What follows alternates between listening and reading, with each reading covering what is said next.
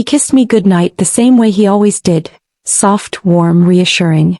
I watched him walk away smiling to myself until I noticed something on the floor just outside my door. A sleek black card. I bent down to pick it up, and when I read the golden letters printed across it, my heart nearly stopped. He belongs to me now. My hands shook so badly I almost dropped it. For a moment I thought it had to be a joke, some cruel prank. But deep inside a quiet voice whispered the truth. This was real. My name is Rachel. I'm 26 years old and I live in Dallas. If you had seen me yesterday you'd think I was one of the lucky ones, blessed with love, a steady relationship and a future that felt certain. But in one night one single card shattered every piece of that illusion. I slipped the card into my pocket before he could notice. Later that night he texted me, "Sweet dreams, love." I stared at the words, my chest heavy, wondering how he could sound so normal while another man boldly claimed him as his own. The next morning he showed up with coffee just like always. He smiled, kissed my forehead and asked about my plans for the day.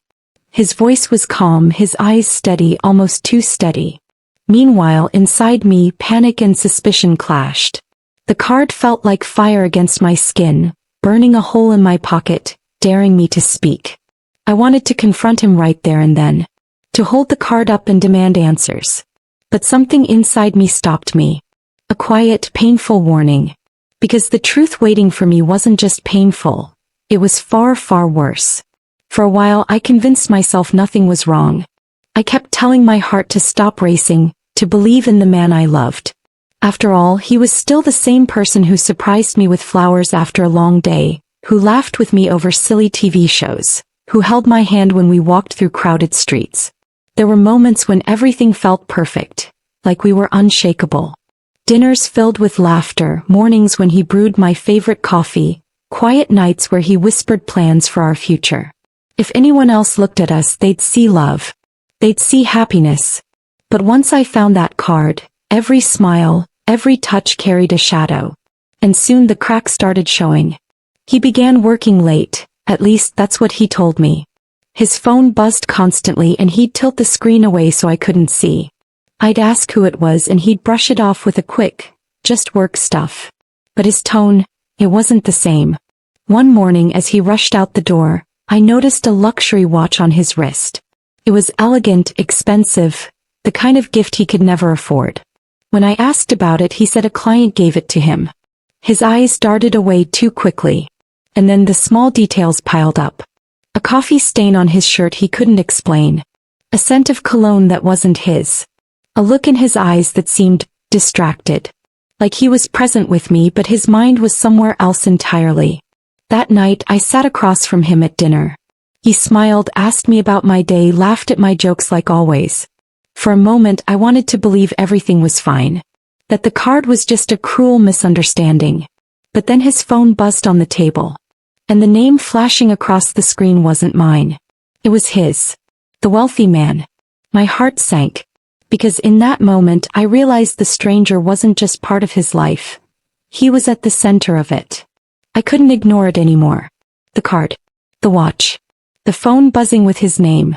It all screamed at me louder than my own thoughts. So one night when he came home late and tossed his jacket carelessly on the chair, I finally gave in to my shaking curiosity. Inside the pocket I found an envelope. My hands went cold as I pulled it out. It wasn't just money. It was thick, crisp bills, more than we'd ever had in our account at one time. And tucked inside was something worse. A contract. The name printed on top was the same wealthy man I'd seen on his phone. I pressed the papers back into his jacket before he noticed. But my heart, it couldn't go back. The next day I overheard him on the phone. His voice was low, tense, almost pleading. "I'll keep her out of it. Just give me more time." My stomach twisted. Who was he protecting me from? Or was he protecting himself? That night when he hugged me I caught a whiff of perfume. But it wasn't mine. It was sharp, expensive and unfamiliar. It clung to his shirt as if someone had been pressed against him. I tried to tell myself I was imagining things, that my mind was spinning lies. But then the confirmation I feared came crashing down on me. My best friend Megan showed up at my door. Her face was pale, her voice hesitant. I don't know how to say this, but I saw him last night, at the hotel downtown. And he wasn't alone. I wanted to scream at her to tell her she was wrong. But her eyes held pity, not lies. My knees gave out and I sank onto the couch, my world spinning. But the truth was bigger than I had ever guessed. This wasn't about another woman.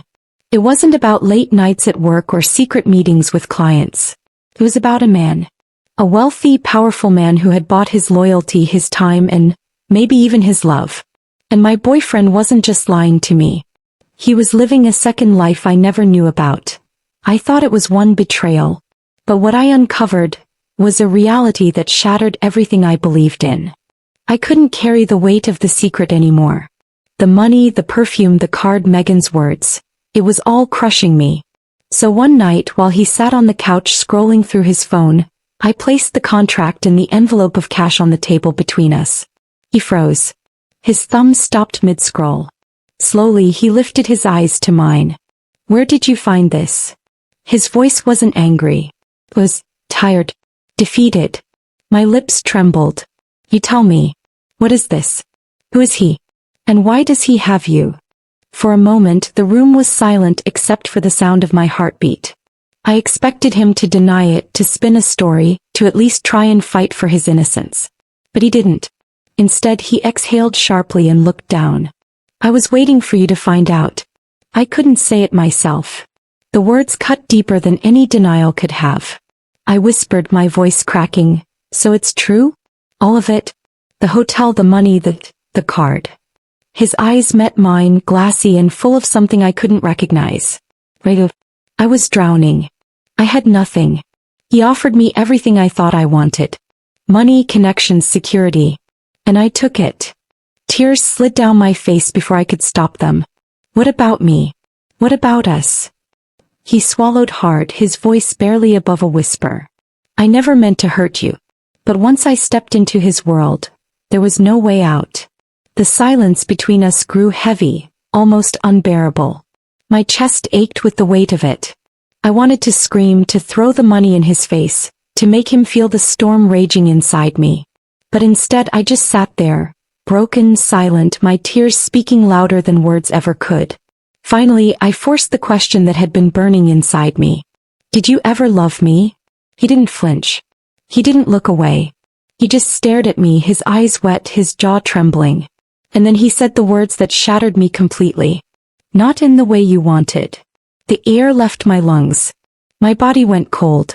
It was as if the man I thought I knew had been replaced by a stranger right before my eyes. I wanted to believe it was a nightmare I would wake up from. But the truth was clearer than ever. The man I loved was gone. And in his place stood someone I didn't recognize anymore. In that silence I realized love doesn't always end with shouting or anger. Sometimes, it ends in quiet confessions, and words you can never take back. I left that night. Not with anger, not with screaming, but with a silence that felt heavier than any storm. I packed a single bag, my hands trembling, my heart numb. As I closed the door behind me, I felt like I was shutting out not just him, but the future I once believed in. Driving through the empty streets, the city lights blurred with my tears. I pulled over, leaned my head on the steering wheel and cried until my chest ached. How could love turn into this? How could the man I trusted with my whole soul trade it away so easily? In the days that followed, I tried to rebuild myself. I walked through parks just to breathe. I wrote in my journal, filling page after page with questions that had no answers. The house felt cold without his laughter. My bed felt too big, too empty. For a long time I thought love was forever. That no matter how life tested us, we'd stand strong. But forever ended in one night. And then, just when I thought the story was over, I found something I wasn't prepared for. Tucked inside my purse was a folded note, one I didn't remember putting there. My heart pounded as I opened it. In his handwriting the words were short. Almost desperate. Don't hate me. Please. Remember me once with love. I stared at the paper, my tears dripping onto the ink. For the first time I realized the truth. He hadn't just betrayed me for money or power. He had lost himself long before he lost me. I thought I'd lost him to another man's world. I lost him to his own weakness. People often think heartbreak comes with shouting, with doors slamming, with anger that shakes the walls. But for me it ended with silence. With one small note and a truth that stole the air from my lungs. For weeks I kept asking myself the same question. Was I not enough? Or was he the one who was never enough for me? And slowly, painfully I learned the answer. Love isn't measured by how much you sacrifice yourself to keep someone. Love is measured by how willing they are to stand beside you when the world tempts them to walk away. He wasn't strong enough. He chose wealth, comfort, and an easier path over me.